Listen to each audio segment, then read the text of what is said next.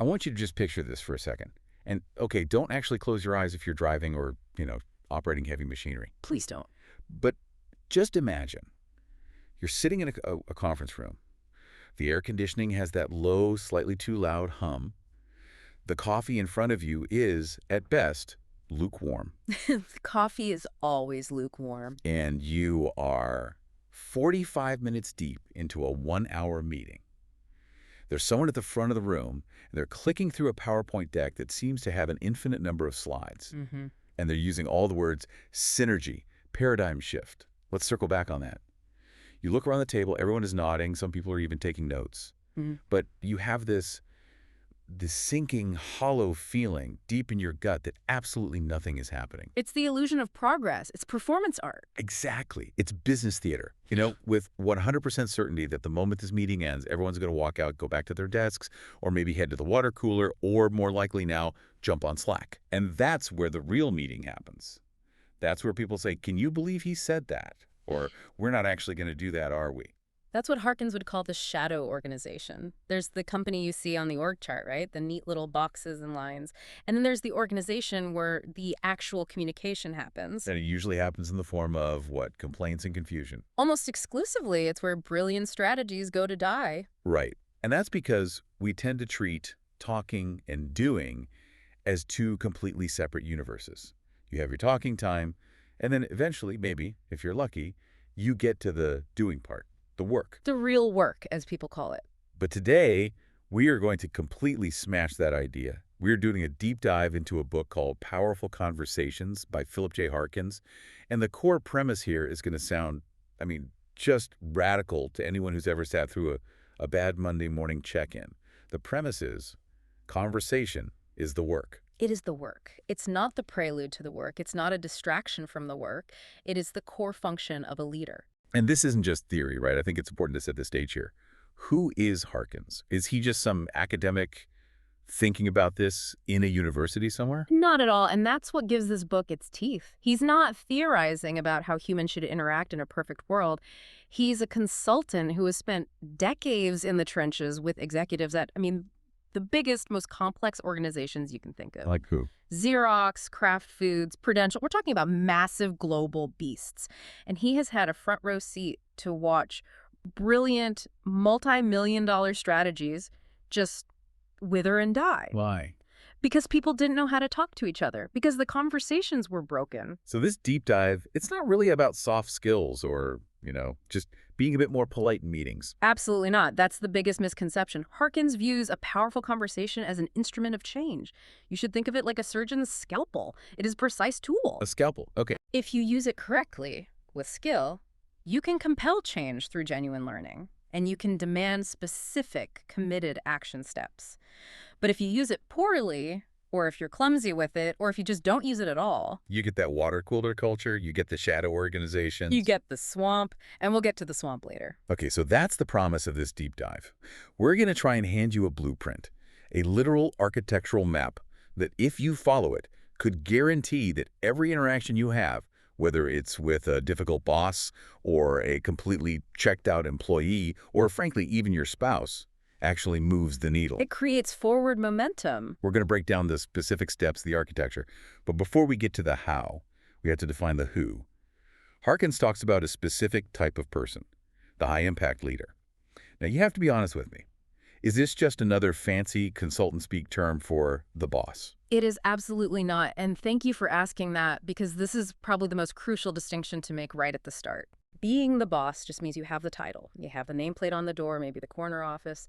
It's a position on that org chart we talked about. It's a noun? It's a noun, exactly.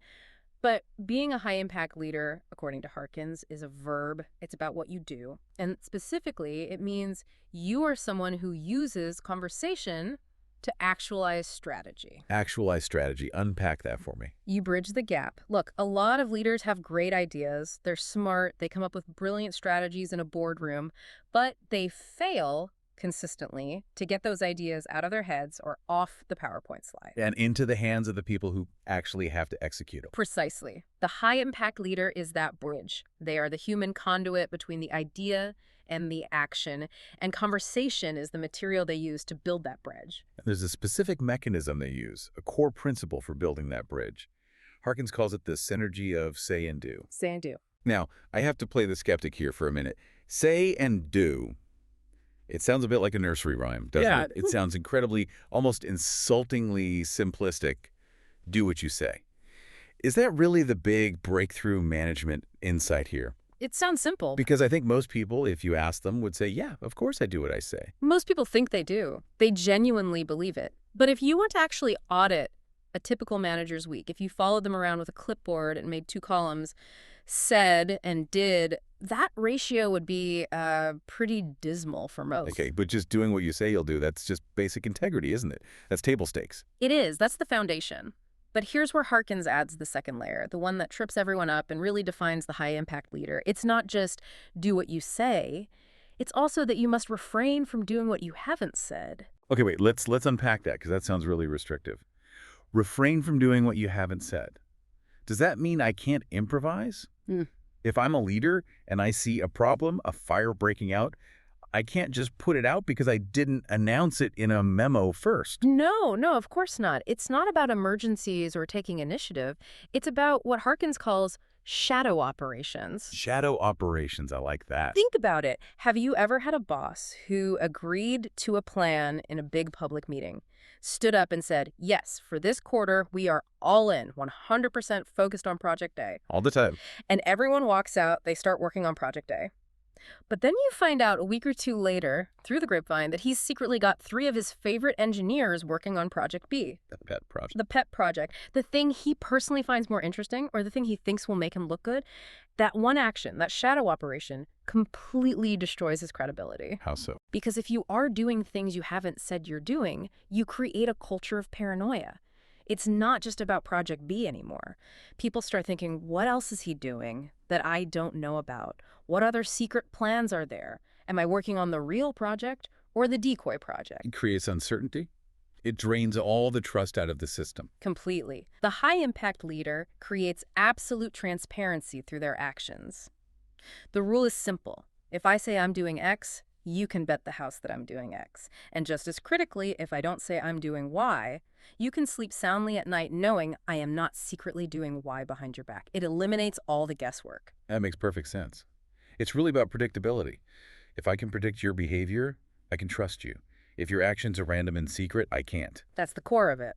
So Harkins goes deeper. He actually breaks down the DNA of these leaders using a tool he developed, something called the LAI, the Leadership Assessment Instrument. It sounds very official. What are the key pillars of this leader's profile? There are a number of competencies in the model, but for our purposes, there are 4 that are just absolutely critical to understanding how these people operate and how they use conversation as a tool. Okay, what's the first one? The first is focused drive. Which I'm going to assume means they work 80 hours a week, they answer emails at 3 a.m., and they drink a truly heroic amount of espresso. You would think so, right? That's the stereotype. But no, Harkins is very clear. Focused drive isn't about busyness.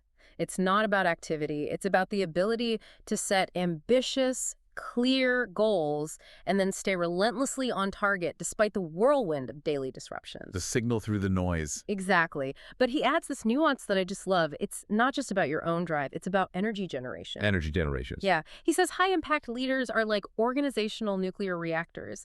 They don't just have a lot of personal energy. Their interactions transfer energy to others. When you walk out of a one-on-one with them, you feel more energized, more focused, more capable than when you walked in. You know, that is the ultimate litmus test, isn't it? Because I can say from personal experience, most meetings I've been in make me feel like I need a 4-hour nap. Precisely. And if your conversations are consistently draining the energy from your team, you are not a high-impact leader. It doesn't matter how smart you are or how great your strategy is, you're an energy vampire. Okay, so a leader is an energy source. What's the second competency? The second is emotional intelligence. Another big buzzword. We hear this everywhere now. You need more EI. To a lot of people, that just translates to, be nice or have some empathy. True, it's a term that's gotten a little watered down, but Harkins sharpens the definition in a very practical way. For him, it's not just about being nice, though that's good. It's about stabilization. Stabilization. Yes, it's the ability to master your own emotions in order to stabilize a stressful situation for everyone else. When the big deadline is missed, when the most important client is screaming on the phone, when the production server crashes at 2 a.m., the high-impact leader is the thermostat, not the thermometer. I like that. Unpack that. Thermostat, not thermometer. A thermometer just reflects the temperature in the room. If the room is hot and panicky, the thermometer just reads hot and panicky. It reflects the chaos. A thermostat, on the other hand, sets the temperature. It decides what the environment should be. So if things are spiraling out of control, the leader with high emotional intelligence doesn't just reflect that panic back to the team. They absolutely cannot. If the leader panics, the team implodes. It's permission for everyone to lose their minds. If the leader screams, the team shuts down. The high-impact leader absorbs the pressure and provides tactical calmness. They set the temperature to, okay, this is bad, but we are calm, we are focused, and we have a plan. Tactical calmness. I'm writing that one down. Okay, what's number 3? Number 3 is trust and influence, and this flows right from the last two. This is the fundamental difference between getting commitment versus getting compliance. Commitment versus compliance. Compliance is, I'll do this task because you're my boss and you pay me, and I don't want to get fired. It's a transaction. There's no heart in it. 0. Commitment is, I'll do this task and I'll stay late to finish it and I'll fix the problems I find along the way because I believe in the goal and I believe in you as a leader. You can buy compliance with a paycheck. You have to earn commitment with trust. Trusted influence is the ability to generate that want to, not just the have to. And the 4th one? The 4th is conceptual thinking. So this is the big picture stuff, the 10,000-foot view. Exactly. It's pattern recognition. It's the ability to see the system, not just the individual symptoms. While everyone else on the team is in the weeds fighting over who left the dirty dishes in the office sink, the high-impact leader is the one looking at the water bill for the last 6 months and realizing the main plumbing line is broken. They diagnose the disease, they don't just treat the cough. A perfect way to put it. They see the underlying patterns that connect seemingly unrelated problems. So you've got focused drive, emotional intelligence, trusted influence, and conceptual thinking. It's a powerful combination. But Harkins wraps all of this up in one final trait that I found really interesting because it almost feels contradictory. He says these leaders are, above all, great learners. And that feels weird to me. If you're the leader, if you're the high-impact person in charge, aren't you supposed to be the great knower? And that is the trap. That's the trap that so many average managers fall into. They think their job is to be the great knower. They think that saying the 3 most powerful words, I don't know, is a sign of weakness. That it will undermine their authority. Right. But high-impact leaders view leadership as a fundamentally conversational activity. And if it's a conversation, that means it's a two-way street. They admit what they don't know because they treat every single interaction, every conversation, as a chance to learn something, to refine their mental map of reality. So they're constantly probing, asking questions. Constantly. They spend their energy honing the skill of conversation, of listening, of inquiry.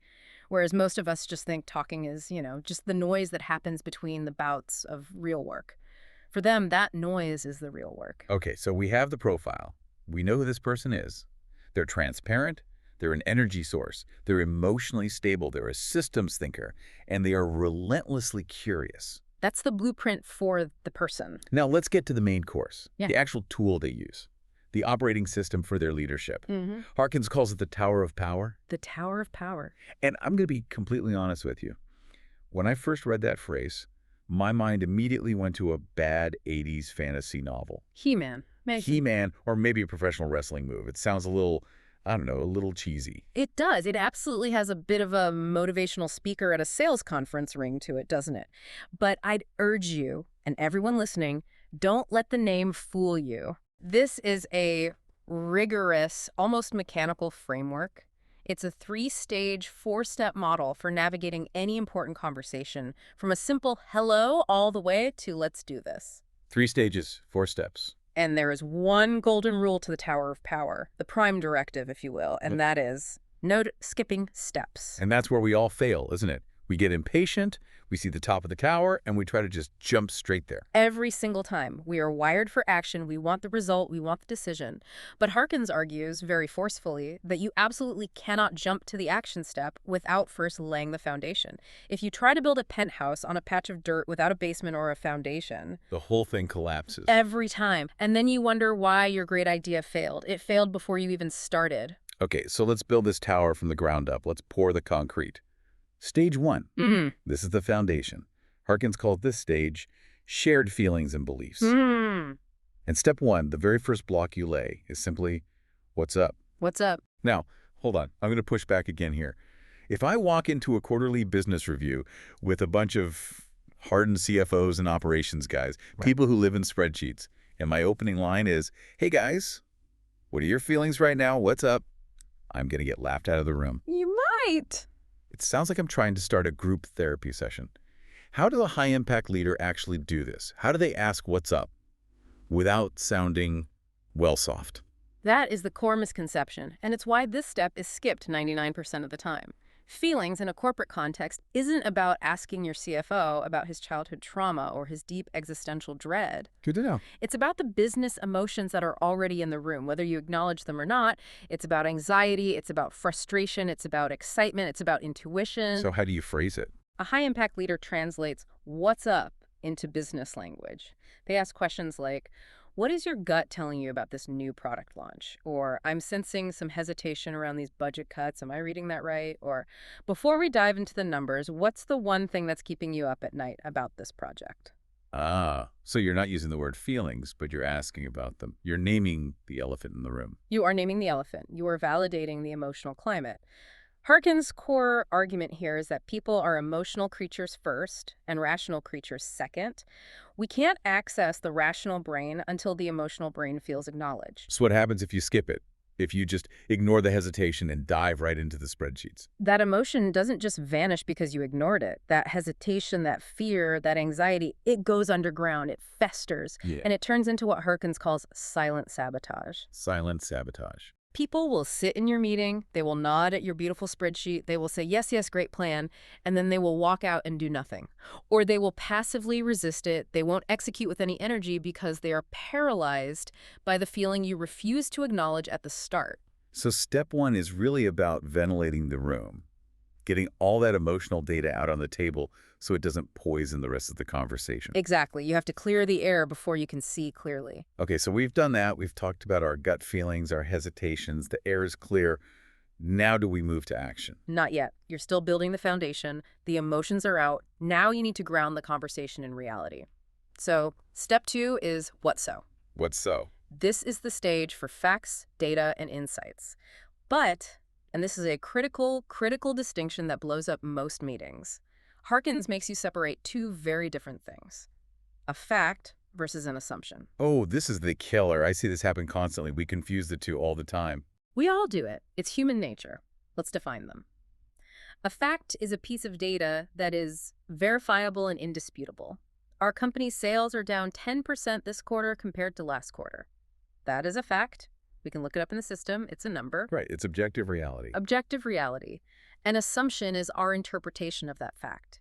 It is our story about why the fact is true. For example, sales are down 10% because the marketing team is lazy. Or sales are down 10% because our main competitor lowered their prices. Right. Or because the product is too expensive. Or because the economy is bad. Those are all theories. They are assumptions. They might be true. They might be false.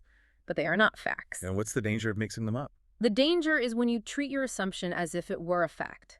If you start the meeting by saying, so, since we all know marketing dropped the ball this quarter, let's talk about how to fix them. What have you just done? You shut down the conversation before it even started. Completely. The marketing director is now immediately defensive. Their brain is closed. They're not listening to solve the sales problem anymore. They're listening to defend their team. The discussion is no longer a collaborative search for truth. It is now an argument. So the what so stage, the leader's job is to be the referee, to separate the two. Precisely. The leader has to say, okay, team, we all agree on the data. The fact is that sales are down 10%. Now let's get all of our assumptions about why that is up on the whiteboard. Let's list them out, and then we can talk about how to test which of these assumptions are actually true. So you're building a shared reality. You're making sure everyone is looking at the same map before you try to drive the car. That is a perfect metaphor. If you skip this step, you have 5 people in the room trying to solve 5 different problems because they're all operating from 5 different private assumptions about what's really going on. Okay, this is so clear. So, foundation is laid. We've handled the feelings, the what's up. We've agreed on the facts and separated them from our assumptions, the what's so. Now, can we please fix the problem? Almost. You're ready to move up the tower. You move to the middle stage, which Harkins calls the exchange of wants and needs. And this brings us to step 3, what's possible. What's possible? The brainstorming phase. Yes, this is the creative, solution-oriented part of the conversation. But there is a very specific technique here, a nuance that separates the high-impact leader from the average boss, or worse, the micromanager. Okay, what is it? You have to probe the other person's wants and needs first. You have to pull them into the solution, not push your own solution onto them. Pull, don't push. Can you give me an example? Absolutely. Let's use a classic scenario. You have a software development team that is behind schedule and consistently missing deadlines. A tale as old as time. Indeed. The bad boss, the pusher, walks into the room and says, "We're behind. I want you all to work weekends until we catch up." That's a push. That is his want, his solution. And what's the team's reaction? They'll hate you for it. Resentment, burnout. And the work they produce on that weekend will be grudging and probably full of bugs. You get compliance, not commitment. So what does the high-impact leader, the puller, do? The high-impact leader walks in and says, "Okay, team, we know we're behind schedule. What's so?" Oh, I'm sensing a lot of frustration. What's up? What do you think is possible here? What do you need from me or from other teams to hit this new date? so you're turning it over to them. You're pulling their ideas out, and maybe one of the senior engineers says, "Well, look, I need to have fewer status meetings. I'm spending 10 hours a week just talking about the work instead of doing it." Or maybe another one says, "I need the design team to stop changing the specifications every 3 days." And suddenly you're not just dealing with a symptom, the missed deadline. You're uncovering the root cause of the problem. Yes. And even better, you are getting their buy-in. If that engineer says, "If we cut my meetings in half, I'm confident I can hit the new date," they have just made a personal commitment. They now own the solution. It's not your plan anymore. It's their plan. This is also the stage where you uncover hidden agendas. Okay. This is where it all comes out. If someone in the room is just shooting down every possibility, being a no person, it's almost never about the ideas themselves. It's usually because some personal want or need of theirs isn't being met. Like what? It could be anything. "I don't want to work on this project because I think it's boring and I need more challenging work." Or, "I need to look good in front of the VP and this plan makes another department look better than mine." Or even, "I don't want to agree to a weekend launch because my kid has a soccer tournament."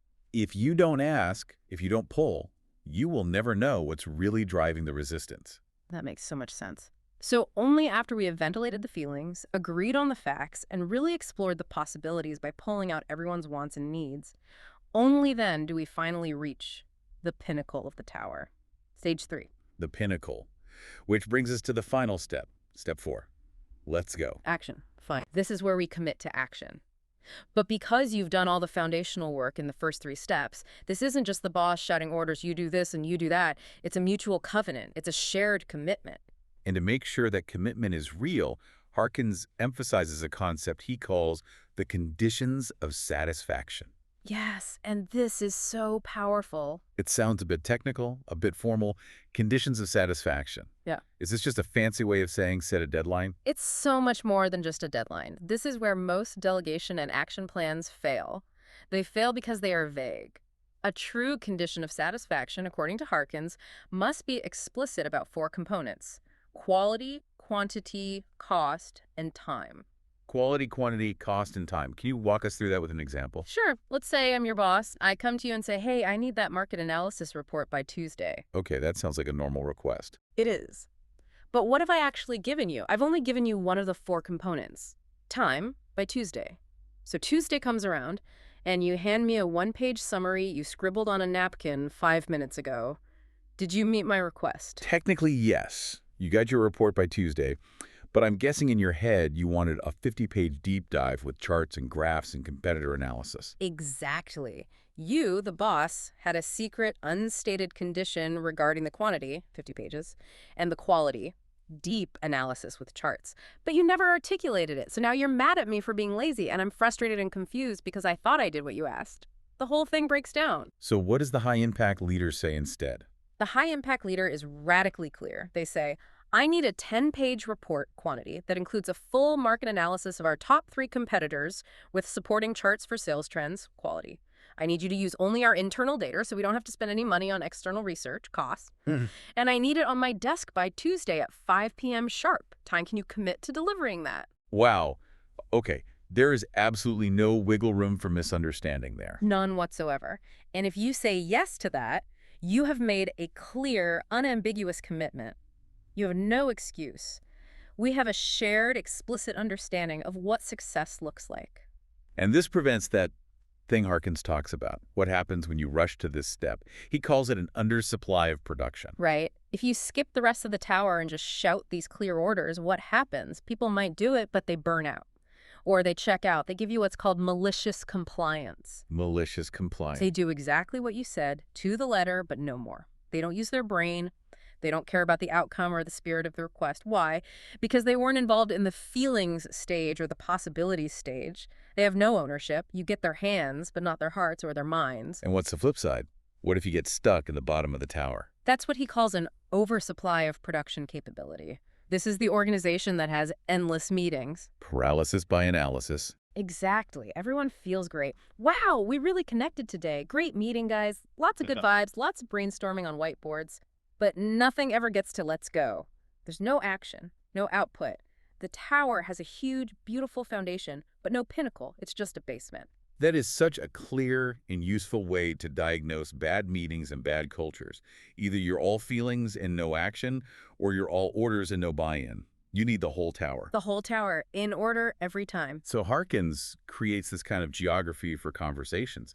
If the tower of power is the mountain we all want to climb to get to clarity and action, what's the valley we keep falling into? He gives it a very evocative name. He calls it the swamp. The swamp, and believe me, if you have ever worked in an office for more than a week, you have gone for a long, muddy hike in the swamp. So let's visualize this for everyone listening. What does the swamp look like? What does it smell like? What does it feel like to be in it? The swamp is sticky, it's humid, it's circular. You feel like you're walking in circles, seeing the same dead trees over and over again. It's repetitive and it's exhausting. It's that conversation that loops endlessly without ever moving forward. And the language used in the swamp, he calls that swamp talk. Yes, and swamp talk has 3 main characters who show up every time. You have the victim, the blamer, and the complainer. Oh, I know these people. I think I've invited them to my house for dinner. We all know them, and sometimes, if we're not careful, we are them. Swamp talk is the sound of those characters, it sounds like. I can't believe the executive team did this to us again. That's the victim. Well, it's marketing's fault. They always screw up the launch. That's the blamer. Exactly. Or, it's not my fault the numbers are down. The entire economy is terrible. It's always looking for an external cause. It's fundamentally backward looking. Yes, that's a key trait. It only ever recounts the past. It replays the crime over and over again without any focus on the future or on a solution. None. And here is the truly dangerous, seductive part of the swamp. It feels good to be in there. Yes. It's like a bizarre, twisted form of team building, isn't it? We all gather around the water cooler and bond over how much we hate the new expense report system. Exactly right. Misery loves company is the official motto of the swamp. Harkins points out that swamp talk is so addictive because as long as you are complaining, as long as you are the victim, no action is required of you. Wow. If you are a victim, you don't have to change. You don't have to solve the problem. You just have to suffer and complain about it. Right. It feels productive because you're venting, you're getting it all out, but in reality, it is draining the productive energy from the organization. It sucks the oxygen right out of the room. Okay, let's do a scenario. I want to make this practical. I'm a leader. Maybe I'm even a high-impact leader in training. I walk into the break room or I join a Zoom call, and my team is waist deep in the swamp. They are just bashing the legal department for delaying a contract. Legal is the worst. They're a black hole. They always do this to us. Classic swamp talk. How do I get them out? Is my move to just walk in and say, all right, everyone, that's enough complaining. Get back to work. If you do that, you have just made a huge mistake. You've just become the new villain in their story. Now they're going to go off and complain about the legal department and their tone-deaf boss. You just push them deeper into the mud. So what do? You have to launch a rescue mission. And it starts with a completely counterintuitive move. Step 1, drop your agenda. Meaning what, exactly? Meaning you need to stop trying to win the argument, stop trying to defend the legal department, let go of your need to be right. Your agenda right now is not to solve the legal problem, it's to rescue your team from the swamp. Okay, so I drop my agenda. Then what? Step 2, Listen. Listen to the complaining, but didn't we just establish that the complaining is the toxic stuff that's draining all the energy? yes.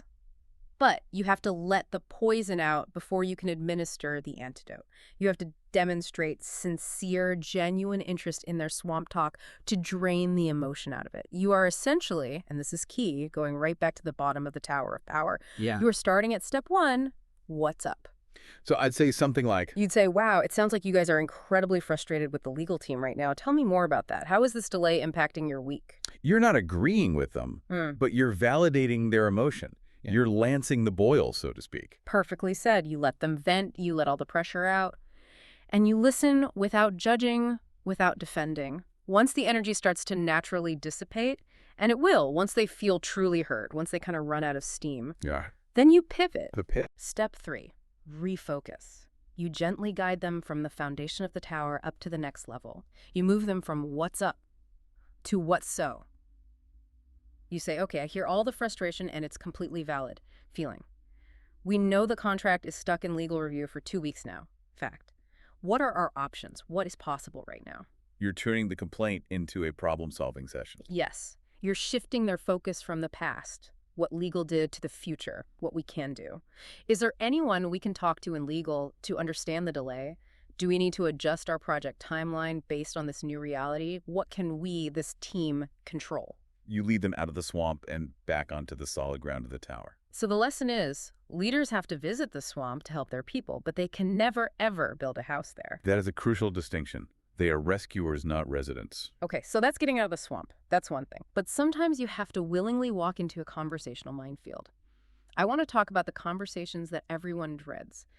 Difficult conversations. The big ones. Firings. Giving a negative performance review where you have to tell someone they just aren't cutting it.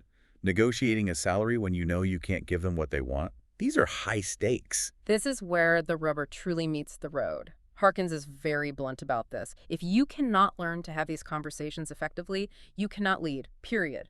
Full stop. So how do you prepare? He suggests a lawyer metaphor here. Yes. Now, when I hear lawyer, that doesn't sound very comforting. That sounds aggressive, adversarial. It's a fair reaction, but he's not talking about being litigious or trying to trick someone. He's talking about the level of preparation. Think about a great trial lawyer getting ready for a big case. Do they ever ask a witness on the stand a question that they don't already know the answer to? Absolutely not. It's a cardinal sin. Right. Do they just walk into the courtroom, open their briefcase, and wing it? Of course not. They script everything. They anticipate every possible objection from the other side. They have a plan A, B, and C. So a high-impact leader prepares for a difficult conversation like a lawyer prepares for cross-examination. Exactly. They literally script their opening line, word for word. They anticipate the other person's likely reaction. They role play it. If I say X and they react with anger, why? What is my next move? What is my line? If they start to cry, what is my plan? If they get defensive and blame someone else, how do I bring them back to the point? So you don't just walk into someone's office and say, hey, got a minute, can we chat? No. That is a recipe for absolute disaster. You enter that room with a clear, thought-out plan, but, and this is a massive but, the plan has to be executed with what Harkins calls compassion with sincerity. You can't sound like a robot reading a script. You can't. You have to genuinely care. You have to acknowledge the fear in the room, both your fear and their fear, but you move forward with humanity and directness. You can be both compassionate and clear. They aren't mutually exclusive. There's a tool Harkins brings up here that I think, if people really understood it, could solve 90% of these conflicts before they even start. It's the distinction between wants versus needs. This feels like some kind of negotiation judo. Can you break this down? This is the master key. It unlocks everything in a conflict. A want is a specific stated desire or demand. It's the surface level position. I want a 20% raise. I want the corner office. I want to work from home 5 days a week. It's the what. Okay, that's the want. What's the need? A need is the underlying, often unspoken requirement for survival or core satisfaction.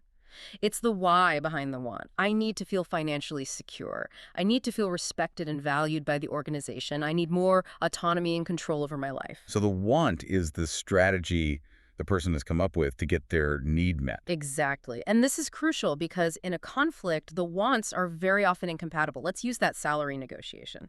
An employee comes to your office and says, I want a $20,000 raise. That's their want. You look at the departmental budget and you have exactly $0 for out-of-cycle raises.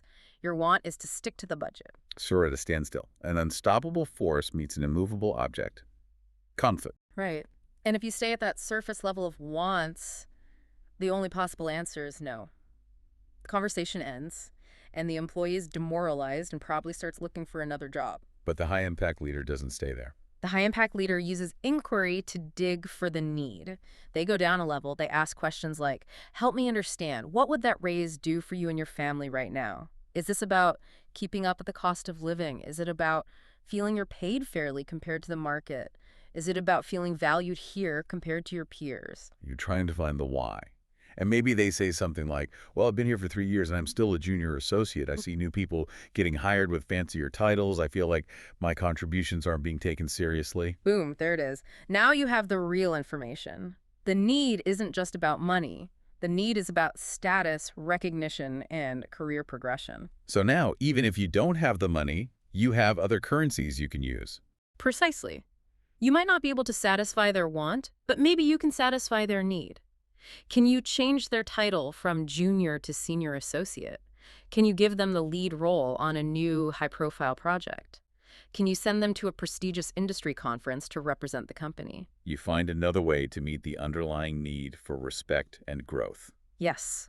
You find what Harkins calls the intersection point between their needs and the company's needs. You say, look, I genuinely cannot give you the cash right now because of the budget freeze, but what I can do is give you the senior title you've earned and make you the official lead on the Alpha project, which will give you great visibility and position you for a significant raise next year. Does that meet your need for career growth right now? And often the answer to that is yes. Very often. But you never, ever get to that creative solution if you just stay at the surface and fight over the money. That feels like it segues perfectly into the fuel that runs this entire system. You can't have these difficult conversations. You can't pull people out of the swamp. You can't uncover their true needs if they don't trust you. It's the bedrock. If they think you're just using these techniques to manipulate them, none of this works. Harkins is absolutely adamant about this, and he doesn't define trust as some vague, warm, fuzzy feeling. He defines it as a tangible asset. He literally tells leaders to think about it like cash in a bank account. How so? If you have a high-trust culture, communication is fast and cheap. I can tell you something once, and I know you'll run with it. If you have a low-trust culture, communication is incredibly slow and expensive. Because everyone is double-checking everything. Everyone is CYAing. They need every request in writing copied to 5 other people. They're constantly looking over their shoulder. The transaction cost of every single interaction is sky high. To help leaders build this asset, he offers a simple framework. I love these. The 4 C's of trust. The 4 C's. Let's run through them. What's the first C? The first C is clarity. Being absolutely unambiguously clear about goals, roles, and expectations. He says that ambiguity is the silent killer of trust. Can you give me an example of a clarity failure? Sure. I'm your boss, and in your performance review, I tell you I need you to be more proactive. Okay. Seems like reasonable feedback. Is it? That is dangerously ambiguous.